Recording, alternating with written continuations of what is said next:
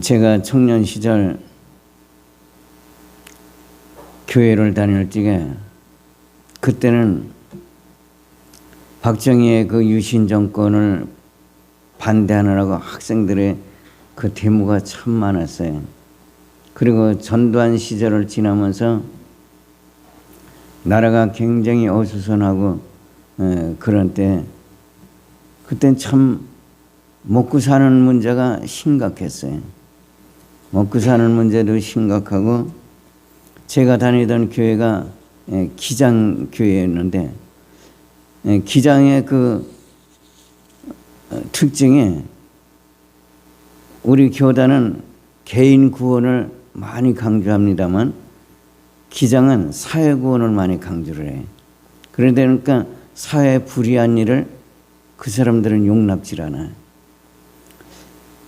그러다 보니까 그런 교회에서 성령의 은혜를 경험한다는 게 참 쉽질 않아요. 그런데 그런 때 제가 교회를 다니면서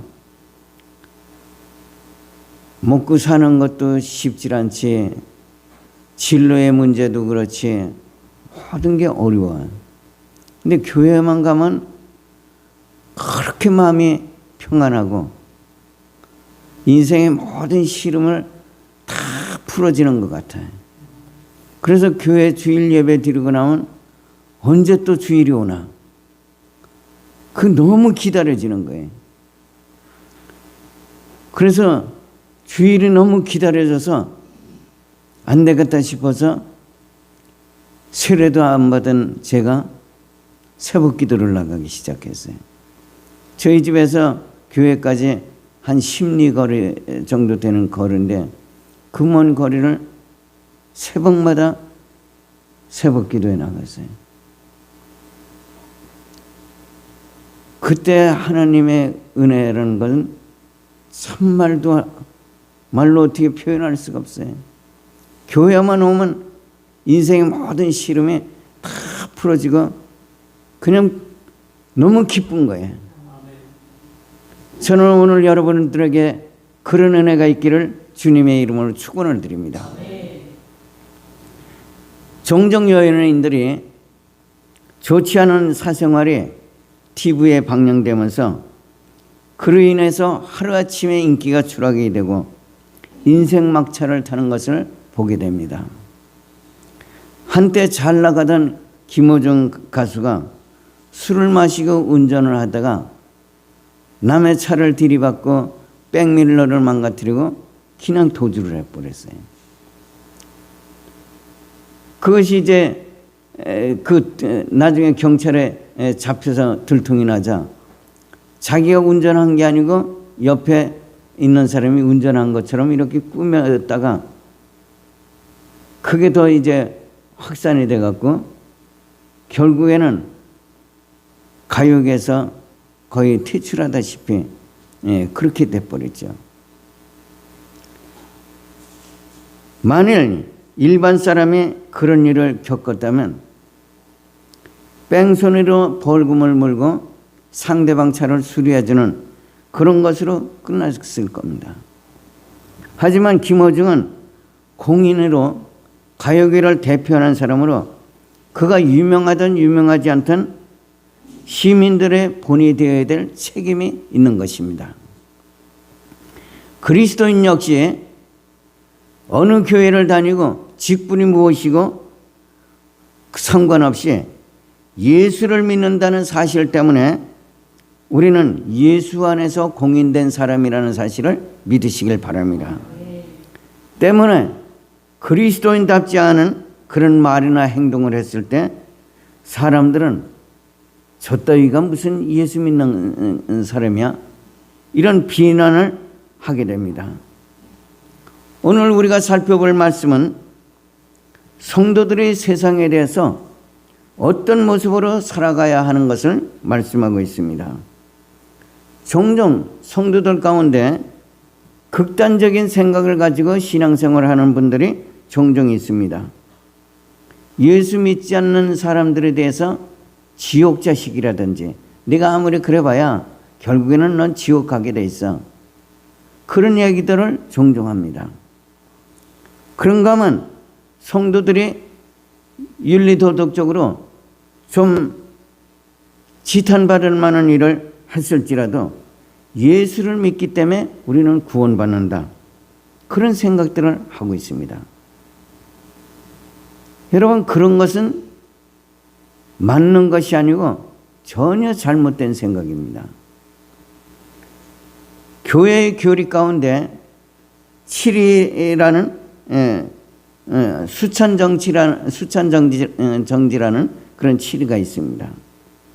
성도가 교회의 덕이 되지 않는 일을 행했다든지 불미스러운 일로 하나님의 영광을 가렸을 때 성찬 예식에 참여하지 못하도록 제재하는 그런 벌칙 중에 하나입니다. 언뜻 생각하면 그까짓까 이번에 참석 안 하면 다음에 참석하지, 그렇게 생각하겠지만 한번 수찬정지의 징계를 받으면 그것은 평생 그 사람의 가슴 속에서 지워질 수 없는 부끄러운 일로 남게 됩니다. 그 수찬정지라는 것은 너는 주님의 은혜 받을 자격이 없으니 그리스도의 은혜에 동참하지 말라는 그런 낙인이 찍히는 겁니다. 참으로 안타까운 것은 많은 그리스도인들이 구원에 대해서는 확고한 의식을 가지고 있지만 성도들이 하나님 앞에 신실하고 진실되게 살아야 된다는 생각에는 별로 그렇게 관심을 가지지 않습니다. 예수님은 오늘 본문에서 거짓 선지자 말씀 띄웠어요. 거짓 선지자들을 삼가라. 양의 옷을 입고 너희에게 나오나 속에는 노략질하는 일이라.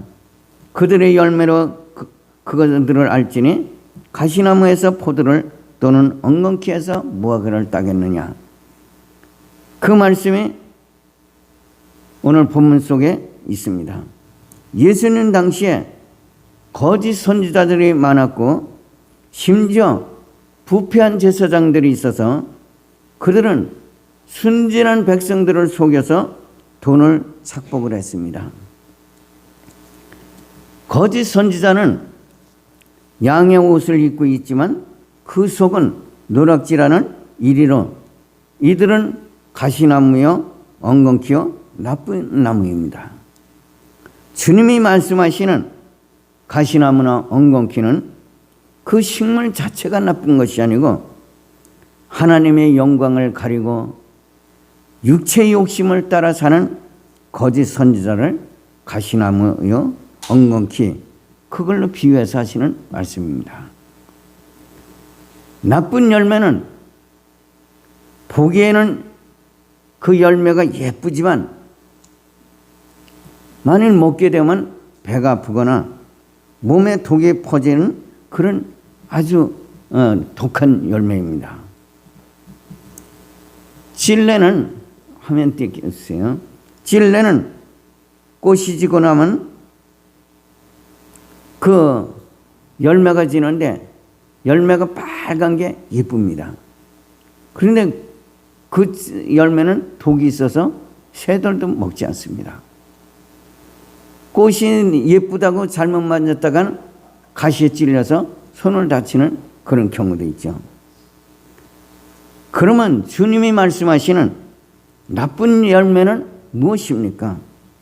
마태복음 7장 21절부터 23절에 보면 나더러 주여 주여 하는 자마다 다 천국에 들어갈 것이 아니요 다만 하늘에 계신 내 아버지의 뜻대로 행하는 자라에 들어가니 그날에 많은 선지자 사람들이 나더러 주여 주여 우리가 주의 이름으로 선지자 노릇을 하며 주의 이름으로 귀신을 쫓아내며 주의 이름으로 많은 권능을 행하지 아니하셨나이까 하려니 그때 내가 그들에게 밝히 말하되 내가 너희를 도무지 알지 못하니 불법을 행하는 자들아 내게서 떠나가라 그렇게 말씀하셨습니다.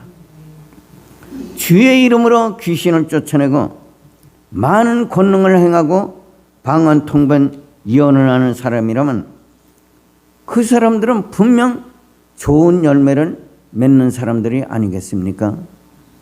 그런데 주님은 왜 이들을 향해서 불법을 행하는 자들이라고 말씀하셨습니까? 이들이 행한 불법이 무엇입니까? 하나님의 뜻대로 행하지 아니하고 하나님 인간의 영광을 위한 것이 바로 불법입니다. 이해를 돕기 위해서 예를 들어보면 신사도 운동이라는 그런 단체가 있습니다. 이들은 지금도 사도와 선지자가 존재한다고 주장하고 직통계시를 강조합니다. 직통계시는 하나님으로부터 직접 계시를 받는 것으로, 이것은 사도시대에나 있었던 일로 성경에 기록된 이후에는 더 이상 직통계시가 필요치 않습니다. 그런데 신사도 운동을 하는 사람들은 지금도 직통계시를 통해서 하나님의 계시를 받는다고 말하고 있습니다. 이들은 때로 주의 이름으로 귀신을 쫓아내고 죽음을 눈앞에 둔 사람에게 안수기도를 해서 병이 완치되는 그런 기적이 일어났다고 말합니다. 그런가 하면 썩은 이빨로 고생하는 사람에게 안수했더니 썩은 이빨이 금이빨로 변하는 기적이 일어났다고도 말합니다. 중요한 것은 썩은 이빨이 금이빨로 변한다 할지라도 기적은 단순히 기적일 뿐이지 그것이 하나님의 구속사역과 전혀 관계가 없고 그것은 성경적이 아니라는 사실을 믿으시길 바랍니다. 이들을 불법을 행하는 자라고 말하는 것은 사람들에게 기적이나 신비로운 체험을 강조하므로 그것을 영성의 열매로 착각하게 만드는 것입니다. 그뿐만 아니라 하나님의 말씀보다 기적을 더 선호하게 만들고 그 기적이 마치 자신의 능력에 의해서 나타나는 것처럼 사람들을 믿게 만들기 때문에 그렇습니다. 우리가 종종 부흥 강사들을 조심해야 될 이유가 그런 데 있습니다. 부흥 강사들을 하는 그 행위를 보면 하나님의 능력을 받아서 그 능력이 나타남에도 불구하고 마치 그것이 자기가 능력자인 것처럼 자신의 능력에 의해서 나타나는 걸로 사람들을 착각하게 만들어요. 그런데 성도들은 누군가 귀신을 쫓아내고 권능을 행하면 그 사람이 마치 하나님의 능력자인 것처럼 그렇게 보게 됩니다. 그뿐만 아니라 예언을 통해서 인생의 고난의 문제에 대한 해답을 얻거나 기도로 병이 낫거나 방언이 터지면 그것이 성경적이든 아니든 분간하지 않고 믿어버리는 그런 경향이 있습니다. 이런 예가 한국 교회에 상당히 많아요. 성도들이 교회에서 성경 공부를 제대로 해야 되는데 그런 거를 제대로 하지 않으니까 사람을 보고 신앙을 갖는 거예요. 사람을 보고 그 성경을 믿으니까 문제가 자꾸 생기는 거예요. 그런 결과는 기적이나 능력을 성경의 진리보다 더 신뢰하게 만드는 우리를 범하게 하고 있습니다. 그렇기 때문에 그것을 불법을 행하는 일이라고 말씀하고 있습니다. 오늘 본문에서 주님이 가시나무에서 포도를 또는 엉겅퀴에서 무화과를 따겠느냐, 이와 같이 좋은 나무마다 아름다운 열매를 맺고 못된 나무가 나쁜 열매를 맺느니라고 하신 것은 나무의 모양이나 열매를 말씀하시는 것이 아니라 성도가 살아가는 과정 속에 나타나는 신앙의 열매를 말씀하시는 줄 믿으시길 바랍니다. 성경에서 나쁜 식물로 말하는 엉겅퀴는 유대인들이 이방이나 사마리아 사람들을 비유적으로 표현할 때 사용하는 식물입니다. 엉겅퀴는 생김새가 예쁘지도 않고 가시가 많이 있어서 쓸모없는 식물로 봅니다. 그러나 엉겅퀴는 실리마린이라는 성분을 많이 포함하고 있어 이 성분이 체내의 독소를 분해하고 배출해서 술로 인해서 손상된 간을 치료하고 체력 증진을 도와주는 좋은 아주 식물입니다. 누가복음 10장 30절부터 35절에 보면 어떤 사람이 여러 걸을 내려가다가 강도를 만나매 강도들이 그 옷을 벗기고 때려 거의 죽은 것을 버리고 갔더라. 마침 한 제사장이 그 길로 내려가다가 그를 보고 피하여 지나가고 또 레위인도 그를 보고 피하여 지나가되 어떤 사마리아 사람은 그를 보고 불쌍히 여겨 포도주를 그 상처에 붓고 싸매고 자기 짐승에 태워 주막으로 데리고 가서 돌보아 주니라. 그 이튿날 그가 주인에게 데나리온 2를 내어주며 이 사람을 돌보아 주라. 비용이 더 들면 내가 돌아올 때 갚으리라 하는 그런 사마리아인의 비유가 나옵니다. 이 비유에서 유대인들이 엉겅퀴 같이 여기는 사마리아인이 사람의 생명을 구하는 일을 했다면 그는 분명히 좋은 나무요 좋은 열매가 아니겠습니까? 반면에 무화과 나무는 이스라엘 상징하는 그런 나무로 좋은 나무요 좋은 열매를 맺는 나무입니다. 무화과는 잎이 부드럽고 나무 모양도 예쁩니다. 화면 띄워주세요.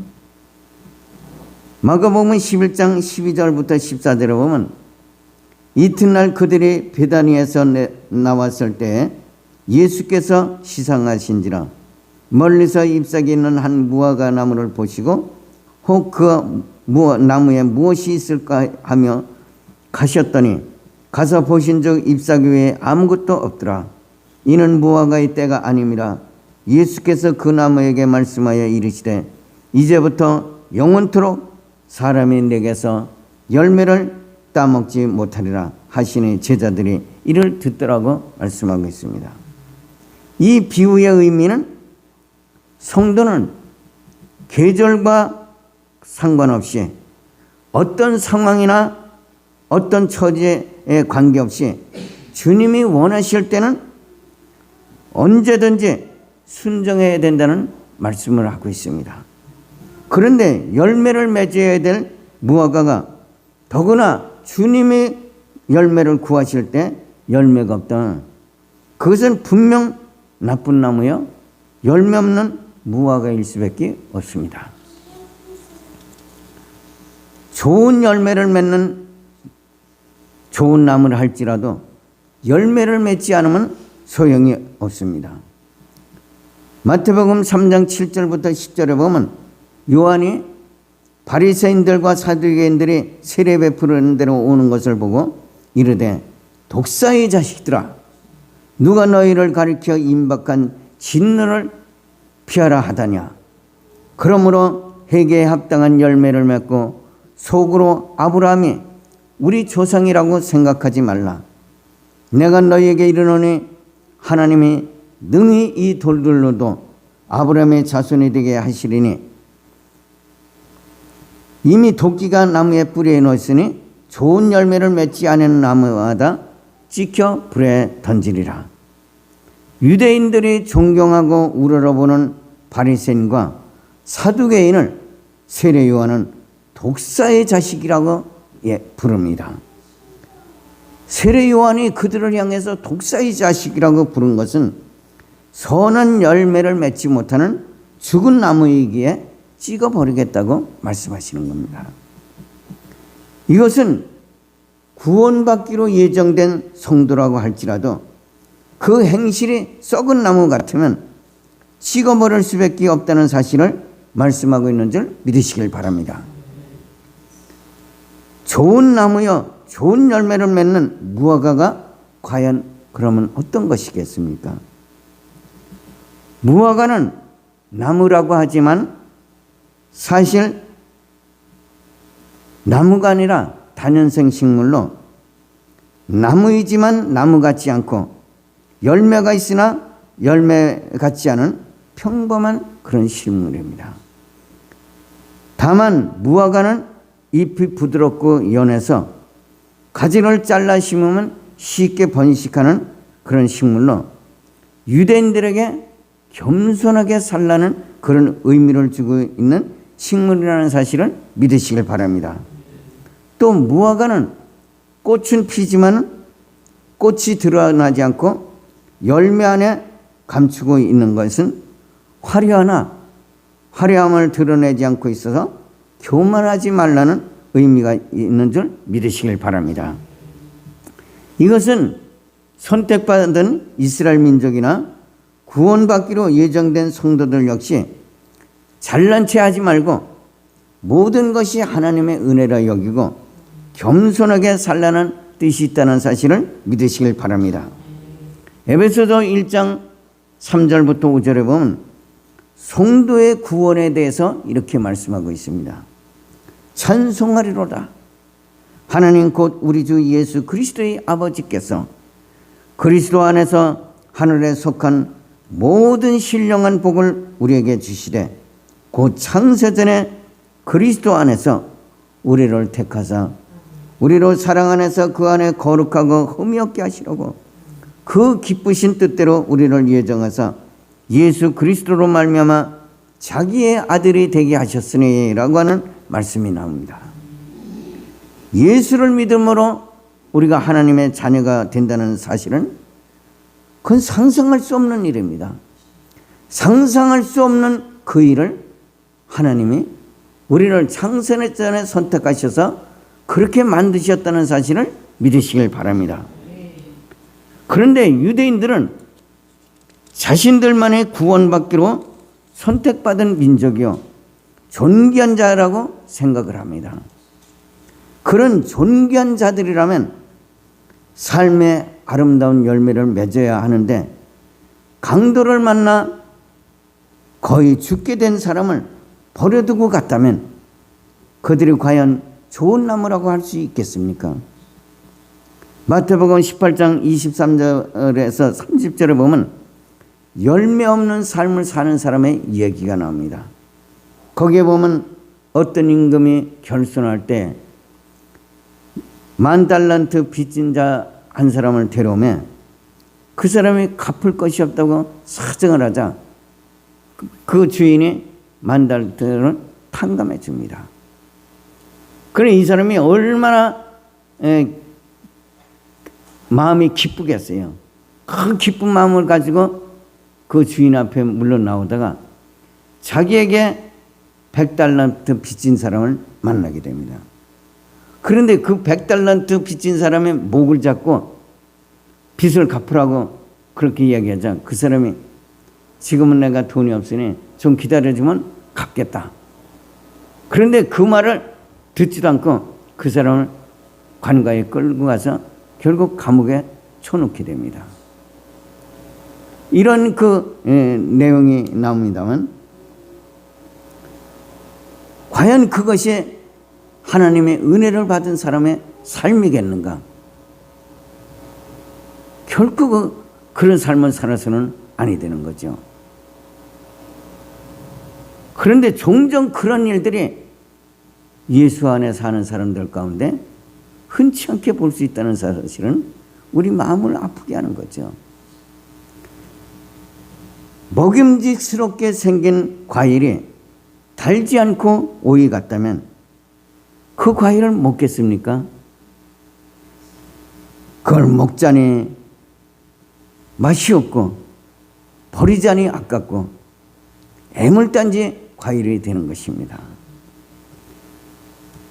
이스라엘을 무화과로 비유하는 것은 구원으로 선택받은 자가 맛을 잃은 소금과 같이 살지 말라는 뜻이 있다는 사실을 믿으시길 바랍니다. 무화과는 좋은 열매를 맺는 나무이지만 꽃이 피는 것을 볼 수가 없고 또 꽃에서 향기가 나지도 않습니다. 열매 역시 생각만큼 그렇게 달콤한 열매도 아닙니다.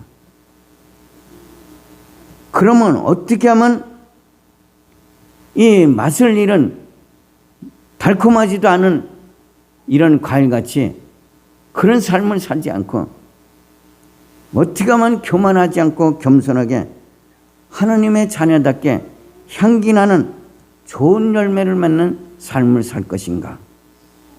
요한복음 15장 5절에 보면 나는 포도나무여 너희는 가지니 내가 그가 내 안에 거하면 사람이 열매를 많이 맺느니라고 말씀합니다.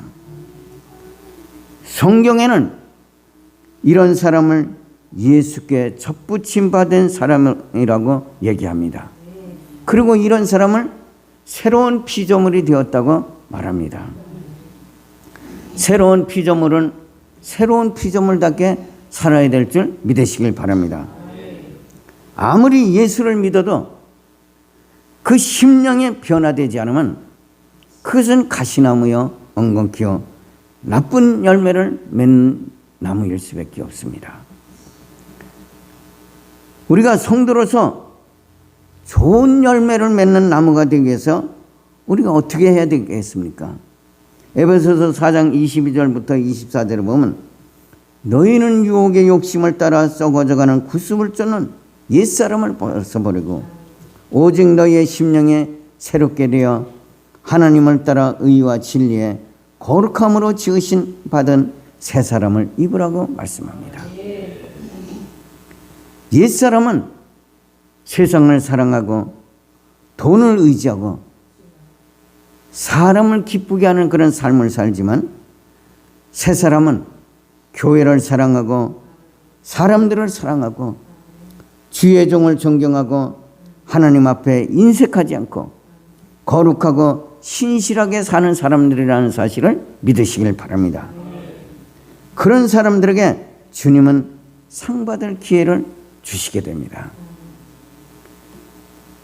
마가복음 9장 41절에 보면 누구든지 그리스도에게 속한 자라여 물 한 그릇이라도 주면 내가 진실로 너에게 이르노니 그가 결코 상을 잊지 아니하리라 말씀합니다. 성도는 하늘나라 가기 전까지 이 땅에서 주님께 상 받을 일을 많이 만들어야 될 줄 믿으시길 바랍니다. 우리는 하루하루가 벅찬 삶, 정말 감동받을 만한 그런 일들을 만들어가며 살아야 됩니다. 요한계시록에 보면 주님의 충성된 자들에게 상 주시는 그런 내용이 나옵니다. 에베소 교회를 향하여 내가 하나님의 낙원에 있는 생명나무 열매를 주어 먹게 하리니라고 하셨고, 서머나 교회를 향해서 죽도록 충성하라. 그리하면 내가 생명의 관을 내게 주리라. 또 버가모 교회에는 내가 감추었던 만나를 주고 흰 돌을 줄 터인데 그 돌 위에 새 이름을 기록한 것이 있나니 받은 자밖에는 그 이름을 알 사람이 없느니라고 말씀합니다. 여러분, 이 시간에 여러분이 지금까지 살아온 세월을 한번 잠시 뒤돌아보시기 바랍니다. 예수 때문에 남에게 빌려준 돈을 포기한 적이 있습니까? 생활이 어려워서 돈이 없어 갚지 못하는 사람, 오늘 한국의 이 구조는 은행에 3개월만 연체하면 원금 다 갚으라고 독촉증이 날라와. 돈이 없어서 은행 이자를 못 내는 사람에게 원금을 다 갚으라고 하면 무슨 수로 갚겠어요? 그게 못 갚으면 신용불량자로 만드는 거예요. 여러분, 한번 신용불량자가 되면 그 돈을 갚기 전에는 사회에서 매장이 되는 거예요. 금융거래를 못해. 한국 사회의 경제구조가 그렇게 돼 있어요.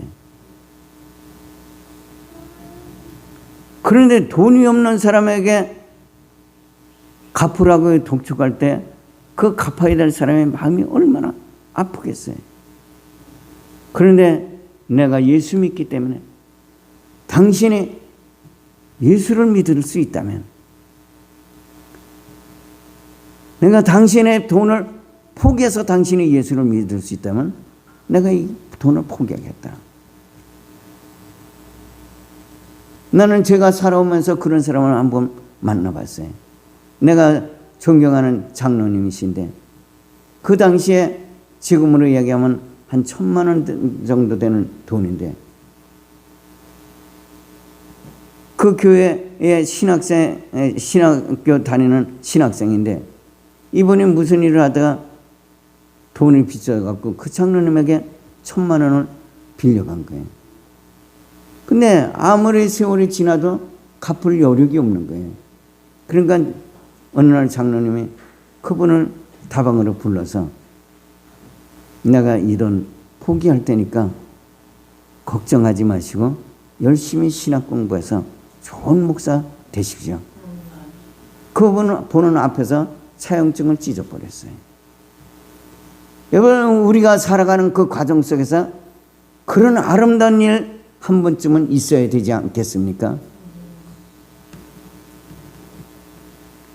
그런가 하면 예수 때문에 병든 사람의 병원비를 대신 대준 적이 있습니까? 여러분을 인해서 교회가 달라진 것이 있습니까? 여러분의 섬김으로 주의 종이나 이웃이 감동받을 만한 일이 있었습니까? 아마 이런 것들이 하나도 없다면 여러분들의 신앙생활은 문제가 있습니다. 성경에서 계속적으로 간구하는 것이 뭡니까? 너희는 그리스도의 향기니 사람에게나 교회나 거치는 자가 되지 말고 하나님의 영광을 위하고 유대인이나 헬라인에게 저들에게 구원받게 하라.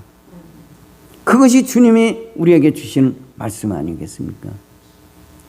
그런데 우리가 예수를 믿으면서 그리스도의 향기니 어쩌고 하면서 내 삶 속에서 그런 아름다운 일 하나가 없다면 그것은 문제가 심각한 겁니다. 그런데 우리가 이런 일을 제대로 살지를 못하고 세상 따라 사는 이 사람들이 어떻게 하면 그리스도의 열매 맞는 삶을 살겠습니까? 베드로전서 5장 8절부터 9절에 보면 근신하라 깨어라 너희 대적 마귀가 우는 사자같이 두루다니며 삼킬 자를 찾나니 너희는 믿음을 굳건하게 하여 그를 대적하라고 말씀합니다. 시대가 폐역하고 악하여 하느님보다 돈을 더 사랑하고 자기 중심적인 그런 시대에 하나님의 영으로 깨어있지 않으면 인만무성한 열매 없는 무화과 나무가 된다는 사실을 믿으시고 새롭게 거듭나는 여러분들이 되시길 주님의 이름으로 축원을 드립니다. 기도하겠습니다. 주님의 은혜와 사랑이 오늘 이 아침에 선포되는 말씀으로 심령이 변화되고 그리스도 안에서 새 사람 되기를 소망하는 저들의 하나님의 인자하심과 자비하심이 함께 있어서 좋은 열매를 맺기에 부족하지 않게 모든 환경과 여건을 변화시켜 주시고 저들의 심령이 그리스도의 은혜를 사모하는 심령이 될 수 있도록 하나님 은총을 다하여 주옵소서. 우리 주 예수 그리스도의 이름으로 기도합나이다. 아멘.